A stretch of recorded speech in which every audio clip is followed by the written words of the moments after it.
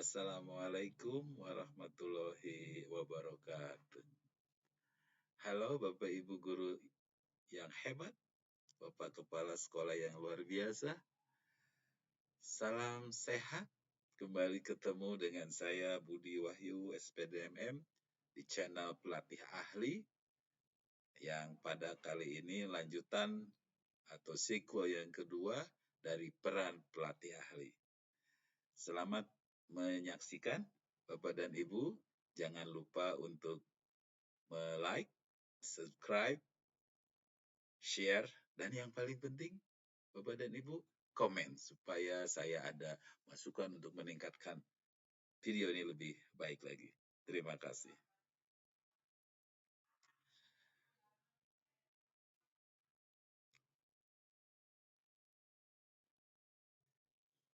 Ibu dan Bapak, kembali kita bertemu lagi dalam sequel yang kedua dengan saya, Budi Wahyu SPDMM, untuk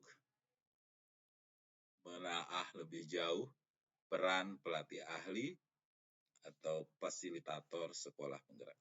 Ibu dan Bapak, peran yang kedua dari seorang pelatih ahli adalah mendampingi kepala sekolah dan guru dalam proses implementasi kurikulum merdeka. Ya. Bagaimana implementasinya kurikulum merdeka ini? Ibu dan Bapak, mari kita lihat definisinya dulu ya. Kurikulum merdeka adalah kurikulum dengan pembelajaran intrakurikuler yang beragam, di mana konten akan lebih optimal agar peserta didik memiliki cukup waktu untuk mendalami konsep dan menguatkan kompetensi. Ini Bapak Ibu yang paling krusial ya, agar peserta didik, siswa, murid memiliki cukup waktu untuk mendalami konsep dan menguatkan kompetensi. Ini mungkin yang sedikit berbeda dari kurikulum sebelumnya, di mana mereka terburu-buru menyelesaikan berbagai kompetensi ya, Bapak Ibu, siswa itu. Nah, tahan kedua adalah guru pun memiliki keleluasaan.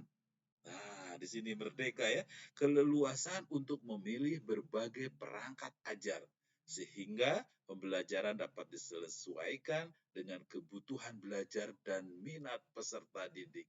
Wah, luar biasa Bapak Ibu ya, guru benar-benar merdeka ketika menggunakan kurikulum ini karena bisa memilih berbagai perangkat ajar.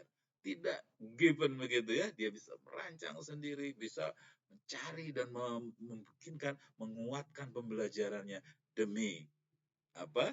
Demi kemajuan peserta didiknya.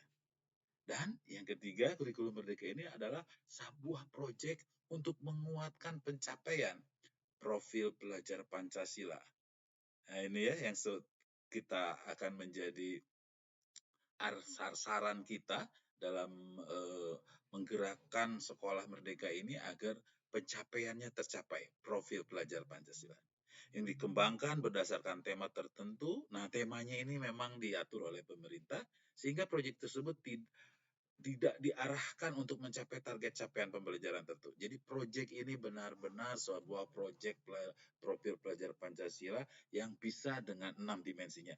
Nanti akan kita bahas lebih jauh pas kita membicarakan profil pelajar Pancasila ini. Ya, jadi tidak terikat kepada konten mata pelajaran. Bagaimana kurikulum Bapak Ibu melihat ya? Jadi kurikulum implementasinya itu kurikulum mereka. Ya, kalau kita lihat 3 lingkaran ini, ada kegiatan intrakurikuler, ada kegiatan ekstrakurikuler, dan ada proyek P4 ya, penguatan profil pelajar Pancasila. Nah, sekolah itu adalah kalau di kelas Bapak Ibu kan namanya kegiatan intrakurikuler. Ada kegiatan kokurikuler ya, ada kegiatan ekstrakurikuler. Nah, ini sudah terbiasa dengan kita. Bagaimana dengan mata pelajarannya? Maka kegiatan intrakurikuler plus proyek penguatan profil Pancasila itu menjadi sebuah mata pelajaran. Ya. Nah, jadi di dalam untuk mengimplementasikannya tidak terlalu jauh berbeda dengan yang sudah-sudah ya. Sama ada kegiatan intrakurikuler yaitu kegiatan tatap muka, kegiatan ekstrakurikuler, kegiatan penguatan apa di luar intrakurikuler yang tujukan untuk menguatkan pembelajaran yang sudah diberikan, tetapi ada sentuhan lain yaitu penguatan proyek profil pelajar Pancasila.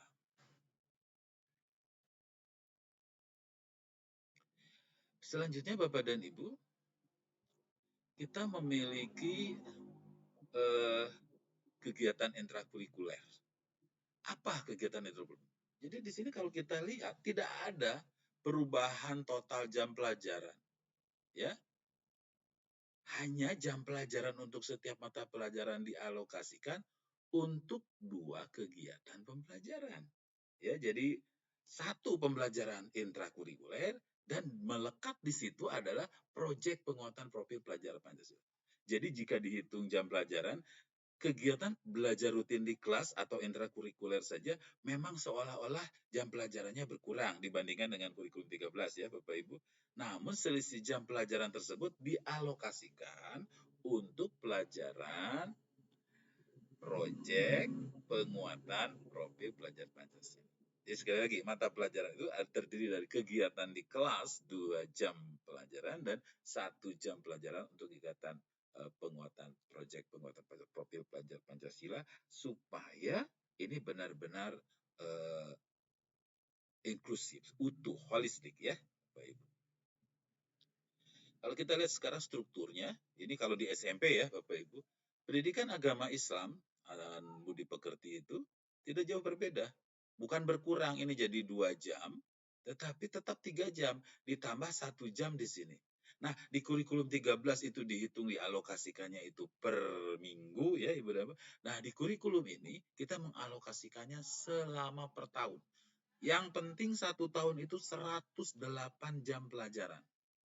Kegiatan intranya 72, ini sebagai contoh saja, dan penguatan profil pelajar Pancasila per tahunnya itu 36. Jumlahnya sama saja, 108.